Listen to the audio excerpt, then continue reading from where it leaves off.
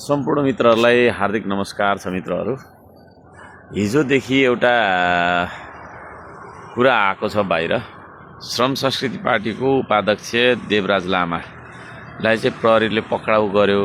कारण चाहिँ पहिला बम विस्फोटमा खोइ केमा संलग्न हुनुहुन्थ्यो भन्ने कुरा आयो। मैले बुझेको चाहिँ उहाँ माओवादी पार्टीमा आबद्ध भएर धेरै लामो समयसम्म अब विभिन्न खालका चाहिँ नि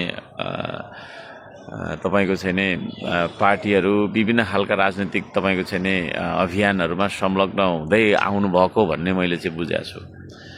त्यति मलाई जानकारी थियो। तर त्यो बम विस्फोटमा परेको के कुरा भएको भन्ने कुराहरू पनि त्यहाँनिर चाहिँ त्यो खालको कुराहरू रहेछ। अब त्यसमा चाहिँ नि उहाँले जेल भुक्तान गरिसकेको भन्ने कुराहरू पनि आएको छ अहिले, हैन? त्यस्तो छ। अब कुरा के हो थाहा भएन सबै कुरा। त्यसो भएको कारणले मलाई यति चाहिँ थाहा थियो कि उहाँ के अरे तपाईको चाहिँ नि माओवादी पार्टीमा आबद्ध हुनुहुन्थ्यो। अनि अब माओवादीले खालको चाहिँ नि तपाईको सशस्त्र हैन 10 वर्ष युद्ध नै गरेको थियो। त्यतिखेर के कुराहरुमा उहाँहरु मुछिनु भएको थियो होला त्यतिखेर। र उहाँले कता चाहिँ नि जेल भुक्तान गरेर आएको भन्ने कुराहरु पनि अहिले आएको छ, हैन?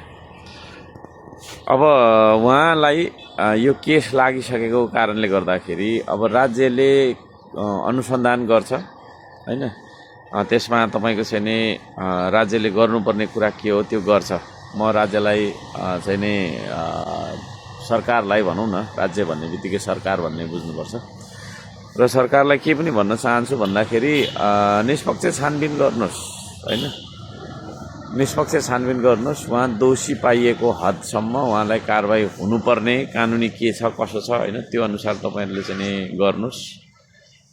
त्यसमा हाम्रो केही पनि भन्नु छैन। कस्तो मान्छे भने गलतलाई गलत र सहीलाई सही भन्ने मान्छे हो म। त्यसो भएको कारणले गर्दाखेरि अब यो उहाँलाई चाहिँ नि अब जेल भुक्तान गरेर आइसकेको भन्ने कुरा पनि आयो। फेरि तपाईको चाहिँ नि 79 सालको चुनावमा भाग लिनु भयो भन्ने कुरा पनि आयो।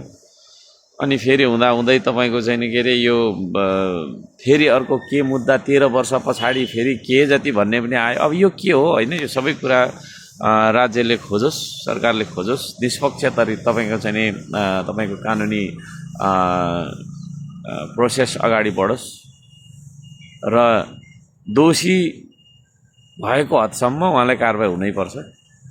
निर्दोष छ भने उहाँलाई त्यसरी दुःख दिन पाइँदैन। श्रम संस्कृति पार्टीको चाम बढ्यो, क्रेज बढ्यो, हैन? लोकप्रियता बढ्यो भनेर चाहिँ अब त्यसलाई चाहिँ मुस्न खोजेको त्यो खालको एउटा प्रतिशोध राखेर राजनीतिक प्रतिशोध, राजनीतिक षड्यन्त्र को गन्ध आउने गरी को गतिविधि हो भनेदेखि चाहिँ त्यसको भर्त्सना हामी सबै नेपाली समाजले गर्नुपर्छ।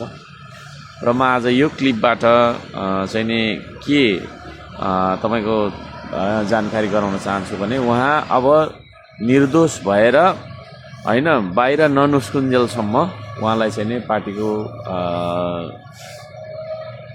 पदबाट उहाँलाई चाहिँ निलम्बन गरेको कुरा म जानकारी गराउन चाहन्छु। र यसका लागि प्रेस विज्ञप्ति आधिकारिक पार्टीको तपाईको चाहिँ नि लेटर प्याडमा प्रेस विज्ञप्ति पनि, हैन, आइ नै हाल्छ। र हामी राज्यले गर्ने अनुसन्धानलाई कुनै किसिमको प्रभाव र दबाव पार्ने छैनौं। यो हो श्रम संस्कृति भनेको, हैन? अरु जस्तो तपाईको चाहिँ नि विभिन्न खालका घोटाला र विभिन्न खालका काण्डमा मुछिएर पनि पदमै बसिराख्ने भन्ने स्थिति यहाँ हाम्रो हुँदैन। उहाँलाई आजै अहिलेदेखि नै, हैन, पदबाट चाहिँ निलम्बन गरिएको छ, सस्पेन्ड बनाएर राखिएको छ। उहाँ दोषी करार हुनुभयो भने, हैन, पदबाट उहाँ मुक्त हुनुहुन्छ। दोषी करार हुनु भएन र निर्दोष भएर आउनु भयो भने, हैन, उहाँलाई फेरि हामी पुनः स्वागत गर्नेछौँ।